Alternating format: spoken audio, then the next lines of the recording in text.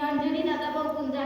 मी आज तुमच्या समोर झाशीची राणी ही एकांकिका सादर करून दाखवणार आहे. ती तुम्ही शांत चित्तेने ऐकावी अशी माझी नम्र विनंती. माझ्या शिपायांनो, सदा मानकऱ्यांनो, सखी सैन्यातील मैत्री